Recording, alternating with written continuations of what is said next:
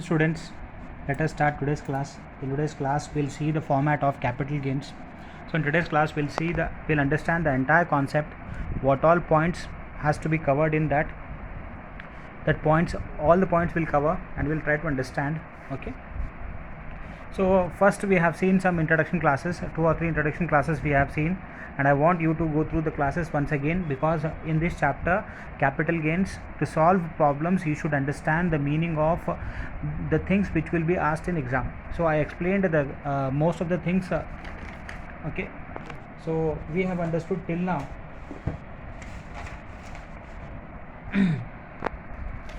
What is the meaning of asset we have seen.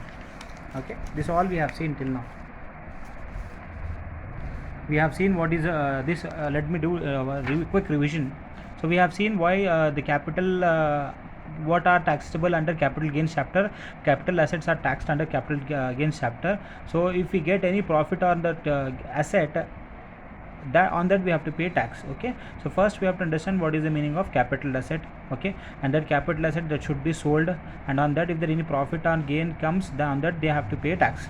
Losses comes, again we have to do that also. Okay, so what we are saying, if any capital is sold during the previous year, and on that if profit comes, that is taxable under capital gains chapter. This we have seen already, right? And we have saying what is the meaning of capital gains. Capital asset, we are saying capital asset means any property which is held by the assessee.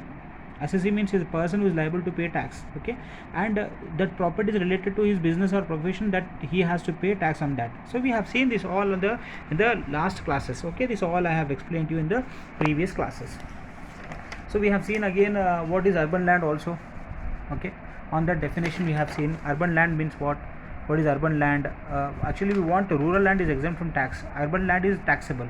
This also we have seen in the previous video, and we have seen what is the assets. Now see, there are some important examples I have written here. Is it asset or not? See, first what we are saying, we are testing is it a capital asset or not. First we are checking out is the following the capital asset or not. Okay, now what he is saying, HP, house property used by assessee for personal purpose. Any house property which is used by an assessee for his personal purpose, it is called capital asset. Okay, and if any clothes he is using, that is not a capital asset. Okay, furniture used in coaching center, the furniture, if the same furniture is used in house, at home, personal purpose, then it is not a capital asset. If any furniture is used in business, is called as what? Capital asset. Coaching center means what? We are doing business. Next, shirt with gold button. Now see, we are saying normal apparel, normal clothes, but here the clothes are made with the buttons are made with gold, and the embroidery is done with a diamond. Then the shirt becomes very costly, then that will be called as capital asset. Next we are saying any securities held in a stock in trade, FII. This is important. FII, if any securities held in FFI, then will be called as capital asset. Okay, other than FII, then is not a capital asset. We'll see when we solve the problem. If any land situated beyond 8 kilometers, agricultural land used in India, then not a capital asset. Okay, beyond means within 8 kilometers. So we have seen this urban land, right? Okay, next, motor car for personal use. If any motor car is used for personal use, then not a capital asset. TV, not a capital asset. Silver chair, not a capital asset. Painting, drawing and precious stones, so this is all antique things, this will be called as capital asset. Okay, so we have seen all capital assets, what is a capital asset, what is not a capital asset. Again we have to see what is a short term capital asset and long term capital asset. Okay, so we have to see what is short term capital asset and what is long term capital asset. So this financial securities, one is shares, one is debentures. Okay, so this we have to see. What we are saying, if any shares or shares, equity or preference, if it is listed means what? This will be in the stock exchange. We have seen what is stock exchange intermediate classes. If any share is in the stock exchange, that is called listed. If any share is not in the stock exchange, that will be called as unlisted. Okay, I repeat, listed, unlisted means what? Stock exchange. If any share is sold in purchased and sold in share market, we call share market. Okay, we have BSE, we have NSE, Bombay Stock Exchange and National Stock Exchange. The shares and debentures of the companies are being bought and sold in these markets. So if any share is being purchased and sold in BSE or NSE, that is stock exchange, that will be called as listed. If it is not sold in there, that will be called unlisted. Okay, let us understand like this. Okay, next year also listed and listed. Next, we are saying if any equity shares and preference shares which is listed, then it will be within below 12 months. What we are saying, below 12 months, it will be called as short-term capital asset. If it is more than 12 months, it is called long-term capital asset. I'll explain this with a smart example. Okay, now see, there is Mr. X is a person. Mr. X is a person. He is having some shares. Which shares? Equity shares he is having. Where is having equity shares? In a company, and the shares are listed. Shares are listed. He purchased the shares on 1st April 2012. Let us assume. So Mr. X is a person who is purchasing a shares in a company. The company shares are listed. He purchased on 1st April 2012. Okay. Next, what we are saying? We are saying that shares, and he sold the shares on 31st March 2014. Okay. Now he purchased on 1st April 2012, sold on 31st March 2014. So we are saying now we have to see the shares are short-term or short-term capital or asset or long-term capital asset. Short-term capital asset or long-term capital asset. Now we should first understand, is it a capital asset or not? Yes, it is a capital asset. Next, we have to segregate it, is it a short-term or long-term. Okay. Now what we are saying? We are saying if it any equity shares, if it is held, means the assessee is Mr. X is the assessee. If he is having the shares for more than 12 months, then it will be called as long-term capital asset. Now see, when did he purchase? He purchased on 1st April 2012. He sold on 2014, means year 2012 to 2013, first year. Then 1st April 2013 to 31st March 2014. So 2 years he is using. See, this is first 12 months and this is 12 months. So he is having the shares for 2 years. Then that will be called as long-term capital asset. Like this we have to understand. Okay. So we are talking about 12 months, less than 12 months, more than 12 months. Means the assessee should hold the shares. Means he should have the shares for 12 months. Less than 12 months, it will be called as short term. If he is having the shares for more than 12 months, it is called as long-term capital asset. Easy. Same with debenture, unlisted. If this will be mentioned in question. If the same shareholder is holding the unlisted shares, then below 24 months, it called as short-term capital asset. More than 24 months, long-term capital asset. Debentures. If any shareholder is holding debentures or bonds, if it is listed, then if he is holding this for 12 months, less than 12 months, short-term capital gain. More than 12 months, long-term capital gain. We are saying less than or equal to. We can say less than or equal to. Less than 12 months or 12 months. Equal to 12 months. Here also same. Less than 12 months or equal to 12 months. Okay. Then it called as short-term capital asset. For unlisted shares, debentures and bonds, we are saying more than 36 months. More than 36 months called as long term. Equal to 36 months or less than 36 months called as short-term capital asset. Again with the UTIs, other things now, other financial securities. We are saying UTI, equity oriented funds, and any other unit. Okay. So UTI, what we are saying, if it is listed, UTI not listed. UTI we have having 12 months. Less than 12 months short term, more than 12 months long term. Again equity, this will be given in question. Equity oriented funds, this less than 12 months short term, more than 12 months long term. Again any other unit, debt oriented units, less than 36 months short term or equal to 37 months, 36 months is short term, more than 36 months called more long term. Okay. Like this we have to understand. So we have assets, two types of asset. One is financial nature securities, one is what? Not a financial nature. Okay. So in financial nature we will having shares and debentures and bonds, share, debentures, bonds and mutual funds. Okay. So first what we have to understand in a question means, first we should know that if any property is given, so I am explaining what to understand in question. First will be given property. So our first we should understand, is it a capital asset or not. First you should understand the property is given in the question is capital asset or not. Okay. Next after, okay, some asset is given, the property is given, and that is a capital asset, and that we have to see that is a short term capital asset or long term capital asset. This is second. Okay. If it is short term, taxable at 15%, or it's flat rate. If it is long term, then again flat rate. Both rates are different. The rate of tax for short term and long term is different, not same. The rate of tax on short term capital gain and long term capital gain is different. That's why we have to find out short term capital gain or long term capital gain. So whenever a question is given, first you should understand, is it a capital asset or not. If it is a capital asset, it is short term or long term. If it is short term, tax rate will be different, flat rate will be given, that is different. If it is short long term, again rate will be different.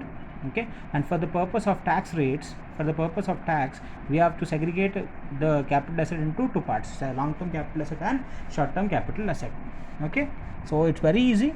So let us move and we'll see format today.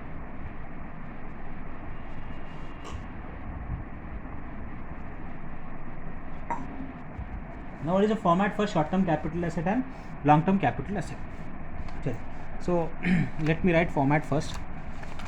The format is always here, we'll write first, the heading will be format of computing taxable income from capital gains. Okay, so format will be like this: particulars, amount. Okay, next first thing will be write sale consideration, means we are selling the asset. This will be given in question, some amount will be given. Next we have to deduct transfer expenses. We have to deduct transfer expenses. Okay, next we'll write here expenses. Next we'll get what? Net consideration, net sale consideration, net sale consideration. I'll explain everything, don't worry. Next we'll write net sale consideration. After that we have to write what? Cost of acquisition. Cost of acquisition means for how much amount the asset has been purchased. Acquisition means what? Purchased. Next you have to deduct this. Next we would write what? Cost of improvement. Cost of improvement. Okay, next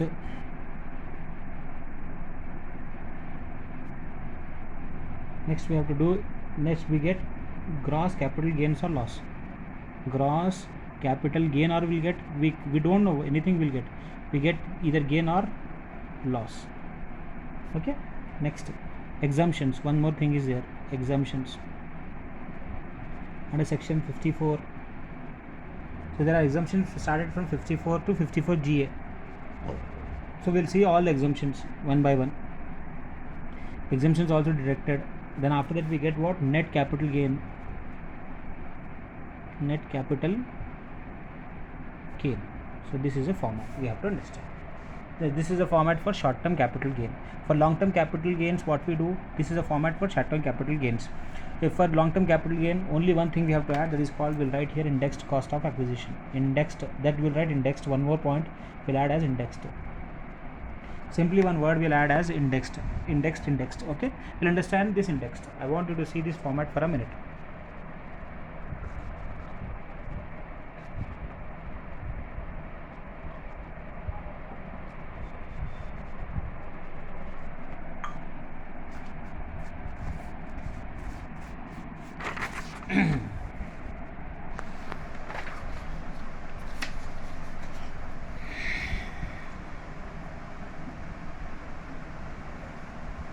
Okay, so this is format, very easy format. Same format we are having for short term capital asset and long term capital asset also. So first you have to write sale consideration. For how much the asset has been, property has been sold, that we have to write here. So for how much the property has been sold, that we have to write here. Okay, next transfer expenses. So transfer means what? Sale expenses.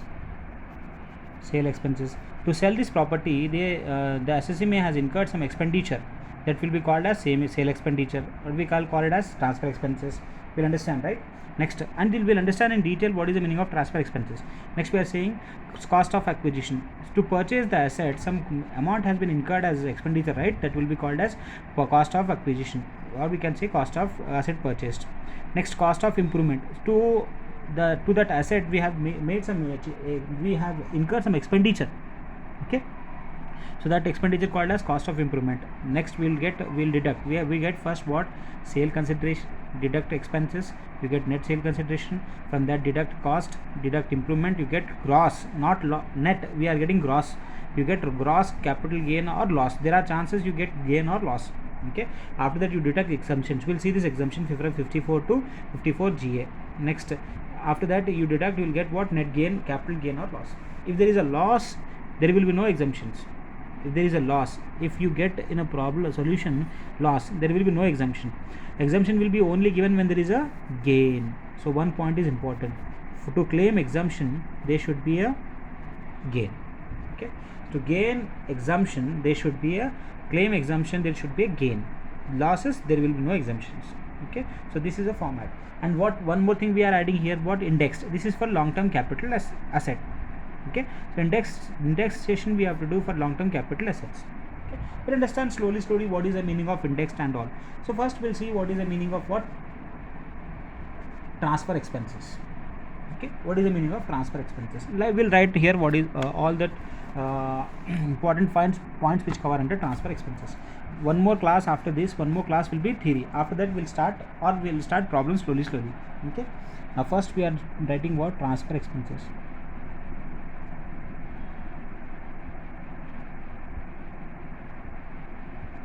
What is the meaning of transfer expenses? Simply, you see, any brokerage or commission. Okay, if any brokerage or commission is paid to that person, to the middleman, broker, to sell the asset. See, assets will not be sold just like that. To sell that, we have to have some broker. Okay, for example, if I want to sell any house property, I have a house property, this house property I want to sell, and this will be a capital asset. I cannot sell this without a broker, and the broker will be there. He is the broker. What the broker will do, he'll take some commission from me to sell the asset. What he'll do, the broker will go to some other person, the person who is interested in purchase the house. So he'll become as a middleman, the broker will become as a middleman. So what he'll do, he'll charge some commission from me, okay, for selling the asset. That is called as brokerage or commission. Next is stamp duty. This is paid for government. You sold the asset, you have to pay some duty, stamp duty, and you have to pay some registration fees. Okay, for what, registering the house, we have to pay some fees, and traveling expenses. Any traveling expenses.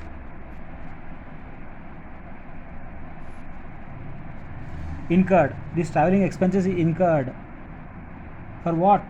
In connection with transfer. In connection